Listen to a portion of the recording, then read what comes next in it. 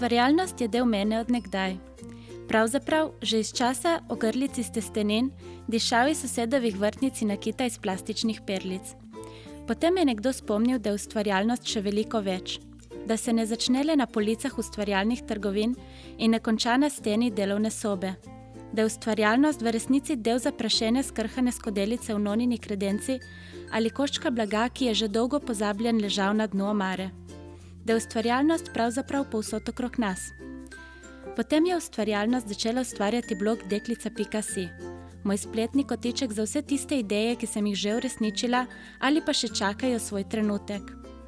Prav ta nekdo je v meni prebudil tisti del Kaje, ki je vedno spraševal zakaj in kako in vzbudil nove procese ustvarjalnosti, ki se odmikajo od zakonitosti likovnega izražanja ali pravil takšnega in drugačnega oblikovanja. Ustvarjam tako, kot znam. Tako, kot mi glava pravi, da je najlažje in tako, kot sem se naučila od staršev, starih staršev in prijateljev. In takšna je v resnici tudi knjiga. Preprosta, jasna, dekliška in jedrnata. Dokazuje, da je lahko prav vsak med nami umetnik s svojo definicijo ustvarjalnosti in svojim lastnim slogom.